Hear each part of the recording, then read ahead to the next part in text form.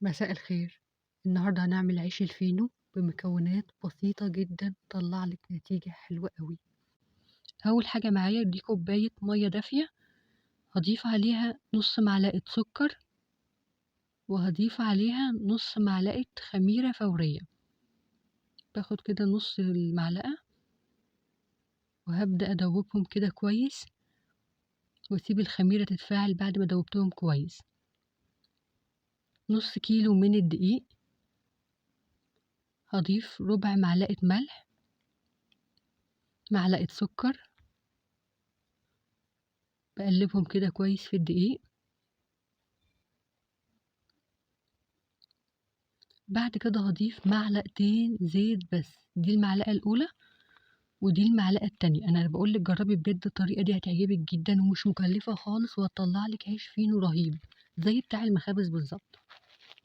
ببدأ كده أوزع الزيت كده في الدقيق، ببصهم ببعض يعني المعلقتين، وهبدأ أضيف كده الخميرة خلاص اتفعلت، هبدأ أضيفها على طول وهبدأ أعجن. طبعا هحتاج مية كمان، برضو المية اللي بتعجني بيها برضو بتكون دافية. انا جبت ميه كمان دافيه، وهبدا اضيف شويه بشويه واكمل عجن فيها. طبعا عجينه العيش الفينو دي فيها طراوه كده زي ما هتشوفيها دلوقتي. ببدا اعجن فيها واضيف الميه شويه بشويه. خدت معايا كوبايه ونص كده من الميه. بصوا العجينه عامله ازاي، فيها كده طراوه كده، شايفين؟ هبدا بقى اغطيها اسيبها تختمر ساعه وهرجع لكم. بصوا بعد ساعه، لان انا لسه كمان اول ما اشكل الفينو هخليه يختمر كمان. ببدا كده ادهن الصينيه اللي هشتغل فيها كده زيت، علشان العجينة فيها طراوة كده عشان ما تلزقش مني في الصينية اللي بشتغل فيها.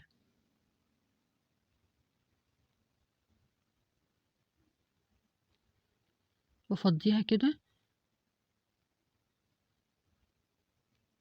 وايدك تكون برضو مدهونة زيت وانت بتشكلي الكور بتاعة العيش الفينو. ده انا هقولك دلوقتي بجد على حاجة بديل لصفار البيض على وجه العيش الفينو، هتشوفيها دلوقتي حاجة كده تحفة. بس كملي الفيديو للآخر عشان بجد هتستفيدي. ببدأ كده اشكل الكور. بصوا كور الحجم ده، بحاول طبعا اخلي كل الكور قد بعض. كل كورة من دول هتبقى رغيف عيش فينو. هبدأ اجيب كيس بلاستيك واغطيهم،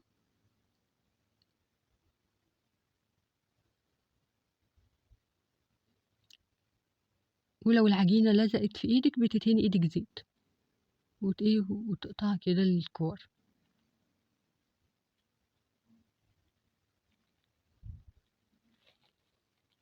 كل الكمية هعملها بنفس النظام، هشكلها الكور كده وهرجع لكم. بصوا شكلتهم لكور كده. هبدأ بقى ادهن الصواني اللي هشكل فيها العيش الفينو، مسحة خفيفة خالص كده، توزعيها زيت او اي مادة دهنية انت حباها.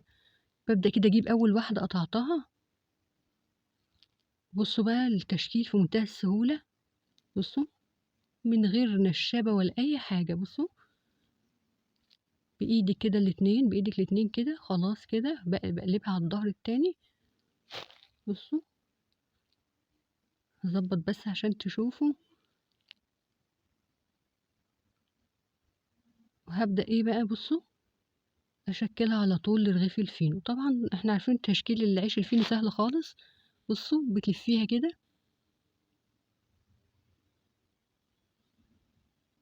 وتبدأي تقفلي الطرفين كده، والطرف الاخير كده. بصوا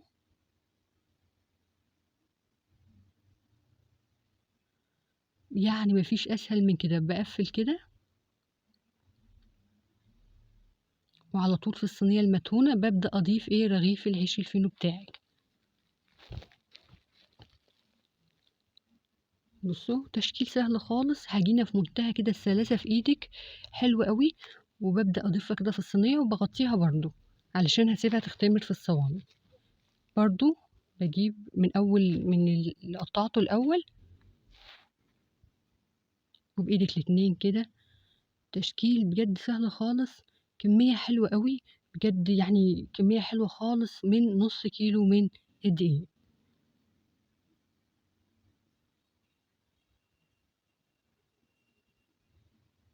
بابدأ أقفّل كده الطرف، بإيدِك تقفّليه كويس كده بُصّي،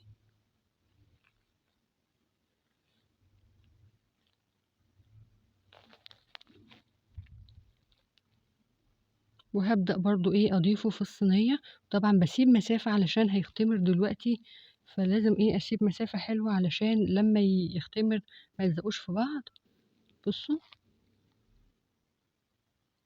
كل الكمية بقى هاعملها بنفس النظام وهاوريها لكم. بُصّي الكمية كلّها عملتها وبابدأ إيه أغطّيها علشان بكيس بلاستيك عشان أسيبها تختمر لمدة إيه ساعة إلّا ربع، نُص ساعة حسب ما شوفي إيه درجة حرارة المطبخ بتاعِك. بُصّوا أنا ساعة إلّا ربع، بُصّوا العيش الفينو عامل إزاي بجد اختمر كده إيه اختمار حلو أوي، شايفين قد إيه ارتفع واختمر بجد، الخميرة طول ما هي ناجحة هتطلّع لِك إيه العيش الفينو حلو أوي. بُصّوا بقى ده بديل البيض، معلقة سكر على ربع كوب مَيّة على نُص معلقة بُن، القهوة العادية خالص دي نُص معلقة بُن، هي دي اللي هتدّي لِك لون حلو أوي للعيش الفينو، ده بديل للبيض حلو أوي، بجد جرّبيه هيعجبِك جدًا. بابدأ أدوّبهم كويس كده، تدوّبي القهوة كويس كده وتبدئي تدهني. كل الكمية هاعملها برضه بنفس النظام، هادهنها ودلوقتي باسخّن الفرن، العيش الفينو بيدخل يا جماعة على فرن سخن جدًا مش هياخد معاكِ دلوقتي أنا مولّعة الفرن، واللي هادهنها دي على طول هادخّلها الفرن وهو سخن، بادخّلها ما بتاخدش بالضبط إيه 5 دقايق، وتكون استوت، بارفع على الشواية على طول وبيكون استوى، بس لازمًا تدخل على فرن سخن علشان تحافظي على طراوة العيش الفينو وما ينشفش منِّك. أول ما بيستوي بقى باغطّيه على طول، أول ما أدخّله الفرن ويطلع بُصّوا طلع كده على طول هاغطّيه علشان أحافظ على طراوته،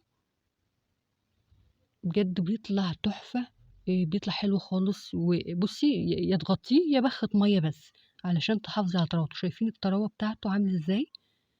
كانت طريقة سهلة خالص وفي منتهى البساطة، هُم في المخابز بيعملوا كده على فكرة، يعني بيخبزوه أكيد بمَيّة برضه، لإن ما حدش دلوقتي الألبان غليت والبيض غلا، فهُم كل حاجة ليها بيشتغلوا بالبديل. بجد طالع حلو أوي، أتمنى تجرّبيه وتعمليه في البيت وهيعمل لِك كمية حلوة خالص، والمدارس جاية بجد طالع تحفة، أتمنى تجرّبيه وتردّي عليَّ في التعليقات، لإن أنا متأكدة إن هو هيطلع حلو كده زي ما أنا عملته، هيطلع معاكِ حلو بإذن الله، وتردّي عليَّ في التعليقات وتقولي لي إن أنتِ عملتيه وطلع حلو معاكِ وطلع بالشكل ده. أتمنى بقى تضغطي لايك للفيديو لو وصلتِ لحد هنا، تعملي لايك عشان الفيديو البسيط ده